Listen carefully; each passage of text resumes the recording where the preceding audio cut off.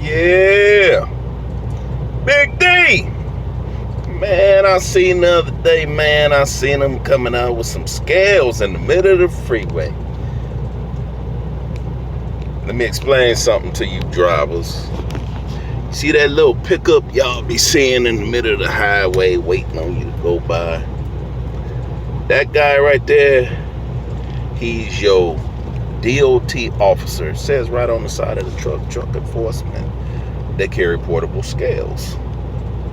Anytime, any place, any hour, any day, they can pull them out and make your behind get right up on them. Don't think they can't. That's one thing that they used to do to us way back in the day. That's why when you see a lot of these places, like you'll drive by, especially going down Black Belt Highway over in Alabama,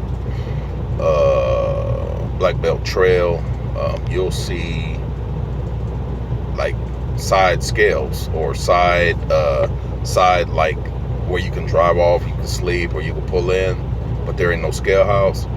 That's where they set you up with them portable scales. They just have you drive up on them like you would a regular scale, and they get your weight. And guess what? They're accurate as I don't know. All outdoors. But anyway, I was going to touch on that. There was a couple of other things that I need to touch up on after the last few videos. One was tires. Just know that you can pull into Love's and I think it's $5 for the truck, $5 for the trailer. But you want to have proper inflation because that's going to save you money, especially when it comes to fuel. These trucks are heavy. If you don't have proper inflation in your tires, you're going to lose fuel mileage. You might have got 6, but if them tires ain't properly inflated or they don't have tread, like I said, you can get those free tread depth gauges from Love's. But I thought I would touch on the portable scale. Oh, another thing, a video I seen. When it comes to mentors, I'll touch on that first before I touch on the sealed trailers. When it comes to mentors, here's a little advice. You can pick any mentor you want. You don't have to know him. Just make sure that he has experience. You don't want somebody without experience. You want somebody with experience so they can give you some kind of insight in this business. Because if you're in this for the long haul, see, you got to understand trucking is a lifestyle. It's always been a lifestyle. If you plan on getting in just to make some dollars and get out, you can do that. If you plan on getting in to build a fleet, you can do that. It's always been here. It's always going to be here. It's not going anywhere because you're moving what we call commerce. You're in the federal capacity of moving commerce. Goods and services, food, you name it, perishables. The license that you have, when we say protect your CDL, your license is a federal license whether you know it or not. That license is not like any other license. It's a federal license. That's why when you go to the schools, the first thing they do is they run you through the computer to make sure that you can go to that trucking school. I had a guy to come through our school. He didn't make it because they ran him back on the Beast. We call it the Beast. It's the federal computer that's going to tell your whole life history and everything that you ever done. So, and you know, it is there for a reason. But yeah, that right there, you know, that right there is a couple of things I wanted to touch on. I'm trying to think of what else I wanted to touch on before I move on. Oh, I was telling you how I got started. My father was a postal truck driver after he got out of the Army. And in the backyard, I would build little roads. And he would bring me trucks after trucks after trucks, and I would play with those trucks in the backyard. I remember he was a postal service driver because he had took me one time with him to work. And I remember in the front seat, the passenger side was ripped. But he was a postal service driver. So that's where it drove me to drive trucks. But yeah, I thought I would touch on that, the portable scales. Also, I was trying to explain in one of my videos. It's called Safer Webs. SAFER Web, WEB. It's ran by the FMCSA. The guys that are wondering about some of these trucking companies and what their accident rates are, how many times they've been inspected, if they have what we call satisfactory. The word I was looking for was conditional. There's 3 stages, and that's satisfactory, conditional, unsatisfactory. Usually when you get a conditional, if you don't see them getting on, and conditional stays on a long time, because I know a company right now that I was running for that's got a conditional, where it makes it harder to book with the brokers. The brokers can charge you what they want to charge you because you're unsafe. You're under conditional. Now, if you're under satisfactory and you have a great safety rating, and we'll talk about brokers and booking loads soon. But like I said, if you enjoy the content, give me a thumbs up and subscribe, because I'm going to keep the content fresh. Okay, if you're newer than me, if you're an old head or you got less time than me, and you can give some insight, go ahead and give some insight. But I'm not gonna give you half truths. I'm gonna give you truth. So I just thought you should know that. But yeah, those are the 3: satisfactory, unsatisfactory, and conditional is in the middle. But on that Safer Web, what you do is, if you're wanting to run for a company and you're wondering how that company is or how their safety record is, if you can bypass the scale with a pre-pass is the little box that this little thing right here. It helps you to ride. That's why you see trucks riding by the scale, because they get that green light. But if you are newer than me and you're wondering why you keep getting red light, sometimes they red light you anyway, but if you keep wondering why you're getting red light and flagged in, usually it's because your company is their safety score or their rating is low. You want to get into a company with at least a 97, 90 credit rating, if not a 80 credit rating. But like I said, you can look right on the side of any truck that you get in or go to. Look for that MC number, write it down. Look for that DOT number, write it down. When you go to Safer Web, you plug those numbers into Safer Web, and that company should pop up. There's a little, box that you check, either MC number or DOT number. And when that number is plugged in, it's gonna give you a drop-down menu of everything about that company, whether they're satisfactory, how many safety checks they've had, if they're conditional. Now, if they're conditional, I'd be watching out, because either they're conditional or unsatisfactory. Unsatisfactory usually mean the doors are going to get ready to close. Conditional mean they fix to go to unsatisfactory and the door is getting ready to close. So you just plug those numbers in, and that's going to tell you everything you need to know about that company. If you're interested in these mega carriers, Covenant, I work for them. Martin, I work for them. SRT, I work for them. Swift, I started with them. Roadway, been there. Pepsi, been there. Oh, that's another thing I'm going to touch on. I seen a video on that also. You guys that are newer than me, let me explain something to you. Yes, you can go local and be home with your family, but you're going to have to make a decision. Because if you go OTR, I haven't seen my son. I don't see my son sometime for weeks. I talk to him on the phone, but like someone said, out of sight, out of mind. Okay? Yeah, I'm watching. One of the things you're going to learn in this business is there are good and bad that goes with it. You can go OTR, but you're not going to see your family as much as you think. That home time, like back in the day, they used to put out magazines. Make $100,000 a year. Make $150,000 a year. Make $200,000 a year. You still see them when you walk in the door of the truck stops. And I'm surprised guys haven't told y'all, especially you newer than me. If you're trying to buy a trucker magazines right there is free. You got each trucker magazine covers each section of the United States. So you have South, Midwest, Northeast, west, northwest. So you should know.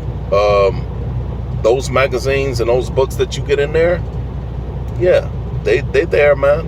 You can pick them, and you look in there, go through there, see how much trucks cost. Call those places in there. They sell engines in there. They sell transmission. Anything you need for this business is in there. And that's how you do in this business. You have to do your due diligence. If a starter costs you $500 over here and you get it for $300, which one you gonna pay? So you have to really call around and shop. That's what you're doing. You shopping just like females do. They'll walk into Walmart, $20, and come out with a gang of stuff. You be like, damn, baby, how you get that much? But yeah, that magazine is free. It doesn't cost you anything. We're here to save you money. And the purpose of this channel, man, another reason I wanted to be honest with you guys and straightforward is because I've seen what guys have done, how guys done me when I was starting out. They tell you half of the story, and then you go find out the other half, and then they come back and tell you the full story, and then you go, why don't you tell me that in the beginning? Big D, what's going on, man? So, yeah, man, so I'm here to tell you the truth because I've been in Georgia, man, Atlanta. Y'all know the Petro up there. I've been there. I've had guys lie to me. Man, they used to charge $25 to park. Now they charging $50. That's a lie. Okay.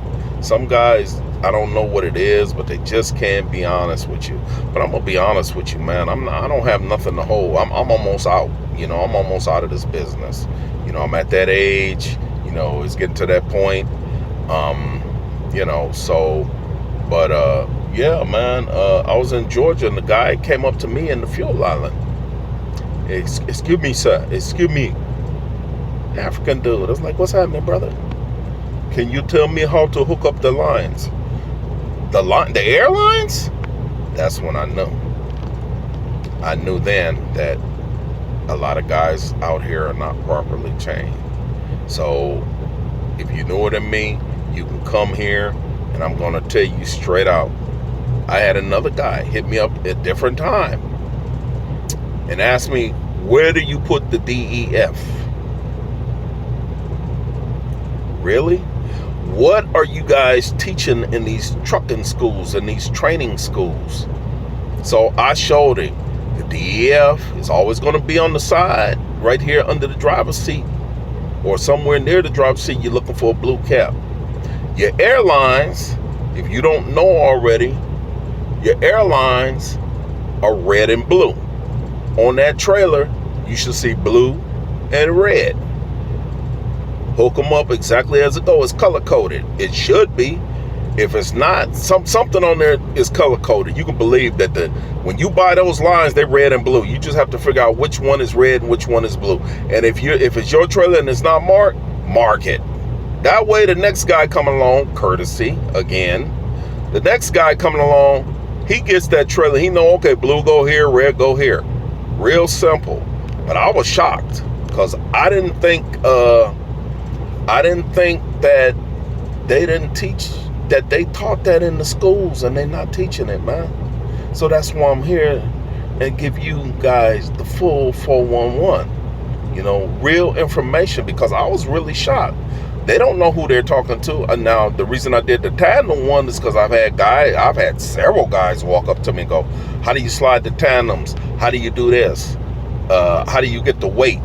I had one guy try to challenge me that was experienced, say, no, it's 275 a hole. No, it's 300 a hole.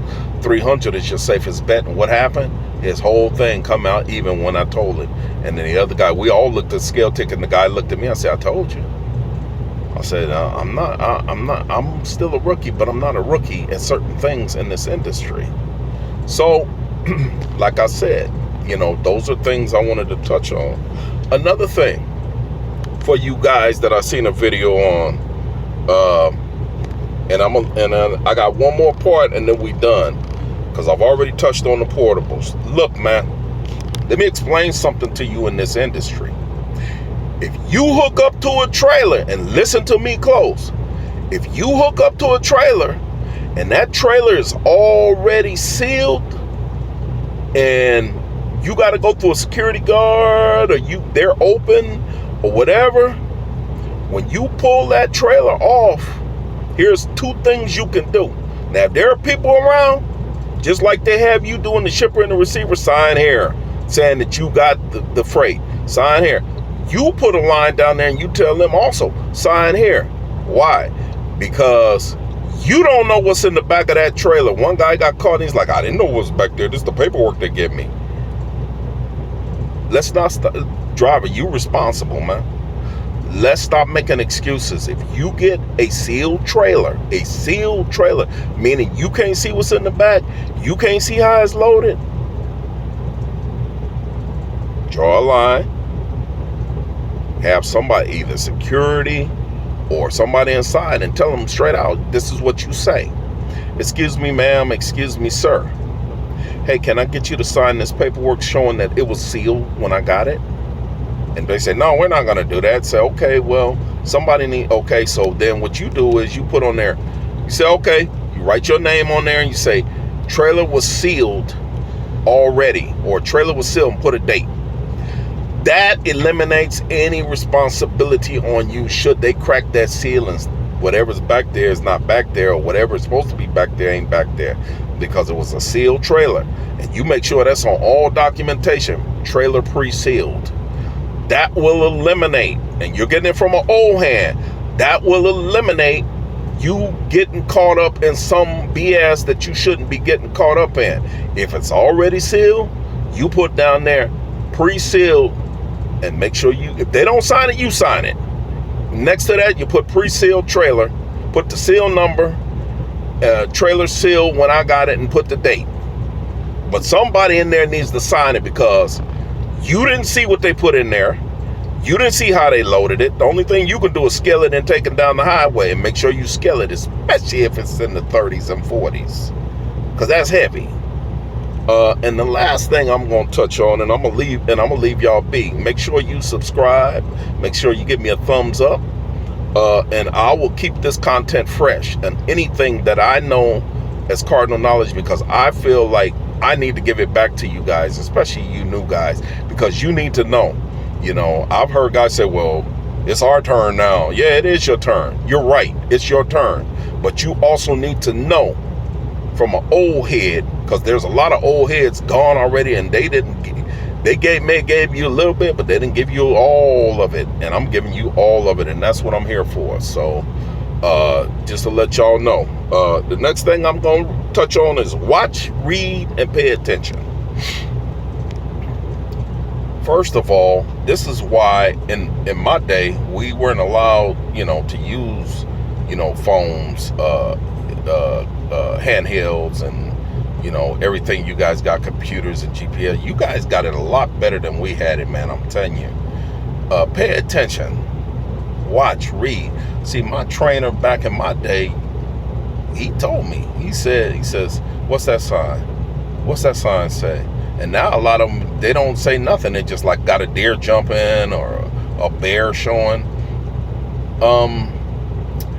Basically what the sign is telling you, what he was telling me was, read every damn thing. Even if it don't apply to you, read it. Read the side of the truck. Maybe the truck, read the mile marker. Every state has mile markers. One of the things you should know is, instead of asking somebody how many miles is to the end of Texas, 636. How many miles is to the end of Louisiana? How many miles is to end of Ohio? You should be knowing this, because if your ass break down, you better know where you are or at, because you're going to have to get out that truck and walk back to the nearest yardstick, mile marker. We call them yardstick back in my day. But that yardstick, every once in a while, you ain't got to look at every one, but every once in a while, you want to look over and see where you at,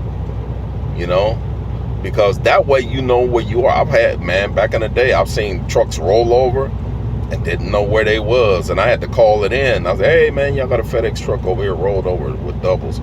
Oh, yeah, he called us. Where's he at? He had yardstick 75 on Highway 69, So And then he's like, okay, thank you, sir. You've been a big help. That's it. So that's why you need to know where you at. Read everything, even if it doesn't apply to you. Read the signs above your head. Read the signs on the get off ramp, because you going down the highway, you need to know where you're at. Maybe it don't apply to you today, but it will apply to you at some point. Know how many miles it is from one end of the state to the other. And that was on I-20, that 636. And then you get into Louisiana, or you get into Mississippi, or you get into Georgia, or you get into New York, or you get into whatever state you run in, Ohio, Indiana. Know how many miles it is on that. And then another thing, because we used to do memorization when I was trained. We knew every truck, how fast that truck ran, and that made it easier to come up on the truck and go, oh yeah, that's such and such truck. I know it ain't going that fast. Go around, boom, you out of the situation. Look at bridges. You can see when somebody is getting on the freeway from the other side of the bridge. I can't tell you how many times I've seen drivers just stay in the lane and drive right by some guy who's got his hazard lights on the side of the freeway. That's irritating, because you hit that truck, bro, you're done. In this industry, most companies will give you 2 accidents. Some give you 1. So at 2 accidents, get ready to pack your things, because you gone. And they're called preventables. But yeah, man, I'm telling you, man, read everything. Read the signs of the restaurant there. There might be a pilot there. It shows on your GPS, but you see the sign. You've been through there before. Oh yeah, there's a pilot here. Oh man, I'm broke down. I blew a tire, or I broke down and something's going on with the truck. Where you at? Oh, I'm at yardstick 77, between 77 and 78. Because they can pinpoint you now, because these trucks got GPS on them, whether you know it or not. So does that trailer. They know exactly where it is. Used to be a time when they'd have a 30-minute delay, but they know exactly where that truck is. They know exactly where that trailer is. Believe it. But yeah, read everything. Know the yardsticks. Know how many miles it is from one state to the next state. Look at trucks. You see certain trucks on the highway, especially your line hauls. A line haul truck is not going that fast. They're not designed for speed. They're designed to get the freight there safely. Everything in this industry is about safety. That's why I was telling you earlier about riding up in the next guy's behind. Why you do that? Then you turn around and want to get over another lane and cut the next guy off. So what, are you having a bad day? Pull over, drink some coffee, think about it. You know what I'm saying? Clear your head, man. Because you're dealing with 13 tons of machinery here that you could easily take somebody out. But I wanted to touch on that. Make sure you read everything. Everything. Going down the highway, read it. Up above your head, read it. That's going to help you a lot, especially if you look at your GPS and you got to change lanes. Hold on a minute. See who this is, because there's always somebody who want to interrupt, right? Okay, some salesman. But anyway, but yeah, I thought I'd put that out for you, man. DOT, they got portables. They do. And they can pull you over and make you get up on them. It's a requirement. It's part of your job. They'll set it up, and they'll have you drive up on it, and then they'll get the weight, then they have you drive off, then they slide them back, put them under the back tire, and they'll weigh each tire. So I'm telling you, don't think that they won't. They will. And like I said, watch and read, pay attention to your surroundings, pay attention to what's going on. Another thing, goal. See, back in my day, we had the Smith system and we had goal. What is the Smith system? Smith system consisted of knowing your surroundings and what was going on and making sure you paid attention. I'm driving down the highway. My speed is such and such. I'm coming up onto a light. It's a stale green light. I don't know when the light changed. There's somebody on the sidewalk. Light just turned red. I turned around and I look over here and there's vehicles coming from my right. There's a vehicle on my right. The description of the vehicle. There's a vehicle just pulled up on my left. The light is getting ready to go green because I can see from the other light it just turned yellow. Smith system. If you don't know the Smith system, that means they ain't teaching it no more, but you need to learn it. That's how the Smith system works. Best thing that ever came along. I'm surprised they don't still use it. And if they do, hats off to you. Goal. What is goal? Get out and look. I don't give a damn how many years I got. If I'm backing into a spot and I see there's a trailer right there and I got to back up against that trailer, I don't want to hit the guy behind me. I'm not trying to hit him. What I'm going to do, I'm going to get my big behind out of the seat and I'm going to look, see what the spacing distance is. Why? Because I'm not trying to get in an accident here. I'm not trying. You don't know what kind of day that man's having. You bump his truck, you might know what kind of day he's having. So those are a few things I was going to touch on, but the content here will always be fresh. If you see me getting on here, that's why I said subscribe and give me thumbs up. If you see me getting on here, I'm fixing to give you some vital information from my standpoint. You can comment, leave your comments below. You old heads, y'all can leave your comments too. I'm listening. Don't bother me. Anyway, but yeah, man. So I thought I'd leave y'all with that, and I'm gonna upload this. This is the second part of that video I just sent. All right. This is Old School Out, 76 Papa 10, also Big D. Okay, any one of the three apply. OG. Old school, old fool, however you want to put it. Old dude, it don't bother me, man. I'm there. I'm still here. A lot of my friends are gone, but I'm still here. But yeah, man, it's all in the lifestyle that you lead. But yeah, man. So I thought I would leave y'all with that, and I'm out, man. These videos, they take a long time to upload. Y'all don't be lying about that YouTube, man. They take a long time to upload, and then you got to go back and review them, and it takes time. So, but the content, like I said, will always be fresh, and there will always be something new, because I feel like I need to give back, man. I want y'all to know, if you're newer than me in this industry, you need to know. I was telling y'all about the difference between OTR and local. OTR, the thing about OTR, you get that experience, but it's almost like playing with a brand new car that you don't know how to drive, and you trying to learn in the city, and you got mountains and mountains of traffic. OTR, you get that open space, that wideness, so that gives you a chance to better get accustomed to the bigger vehicle, get accustomed to driving truck and trailer, because there's two that you have to drive. But it gets you accustomed to that when you're in OTR. OTR pays a little bit more than local. But if you just go local, a guy coming out of OTR into local has more of a chance than a guy going local to OTR, because the first thing they're going to tell you, you must have 6 months experience. You must have a year's experience. Why? Because they know that you don't know. Have you driven in winter conditions? Snow. That's another thing we'll talk about. Have you driven up Mount Siskiyou? Have you driven down Cabbage? Have you went up the Twin Sisters in Oregon? Have you driven down Donners? Have you gone up the Grapevine? Have you been down Smoky Bear Mountain? Yeah. Without smoking your brakes.